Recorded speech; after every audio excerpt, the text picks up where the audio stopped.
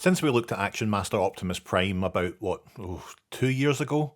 Geez, really, 2 years? God, that puts things in perspective, doesn't it? Let's get this nonsense over with as quickly as possible. I thought, well, let's check out their evil counterpart. That's right, Megatron and his Neutro-Fusion tank. Now, of course, Action Masters themselves don't transform, and you'd be tempted to say they're less fun than the Transformers that came before them, and you'd be right.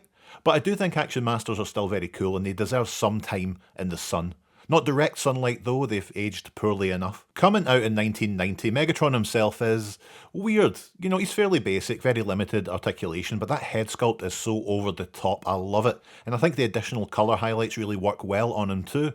I do wish he had his fusion cannon, he kinda looks a little bit naked without it. In fact, I assumed before this arrived that because you can remove the barrel from the tank, it would connect to the hole in his shoulder, but no, he just doesn't have a fusion cannon.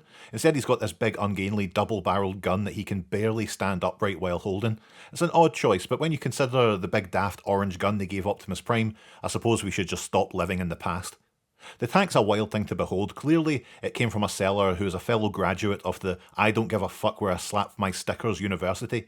Still, it's a striking mix of all those good baddie colours, black, grey, purple and green, with the red accessories, wonderful. And there's a ton of detail on this thing too. Plonk Megatron into the driver's seat and you're good to go. You know, it's a shame the turret doesn't rotate. Megatron's just going to have to hope that the Autobots line up in front of him. And having watched enough of the G1 cartoon recently for our Patreon exclusive show G1DQ, there's a good chance that those idiots will do just that. The big red gun can peg into the top though for a little bit more versatility. There's pegs at the back here for a sold separately accomplice to cause some minor mayhem. Let's get Soundwave into the mix. In fact, let's have a look at Soundwave first, eh?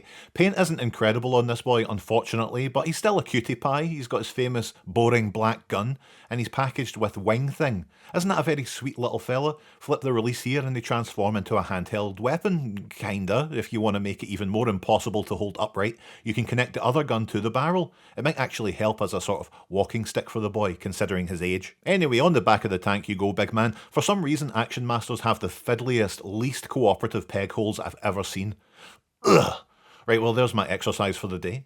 Anyway, there's more space for two lads on the front here. I've run out of Decepticons, and God knows we're not letting Wheeljack on this thing, so blockies to the rescue.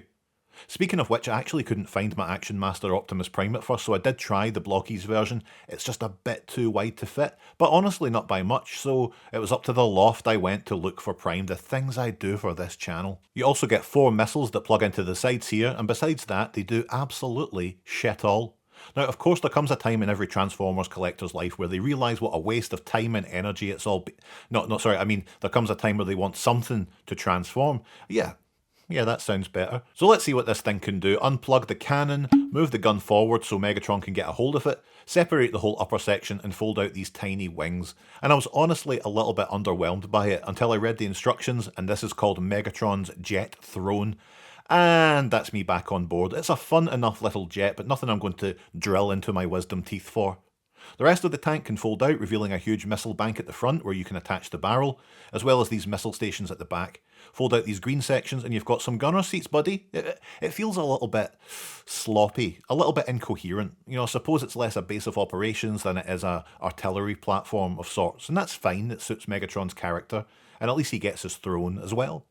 There's a surprising amount of detail on the inside of the central section too, and Megatron can just stand there and take command of the central weapons, and yeah, I mean, you know, I'll be honest, as much as I like this, it's hard not to immediately compare it to Optimus and his armoured convoy, which I think might be unfair. Maybe. The Neutro-Fusion tank is pretty great, but compared to the convoy, it feels a little bit underbaked.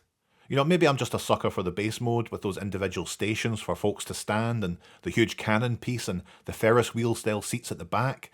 Oh, what a toy. You know, another thing I liked about it was... Oh, right, yeah, sorry, we want to talk about the Neutro-Fusion tank, don't we? Yeah, it's good.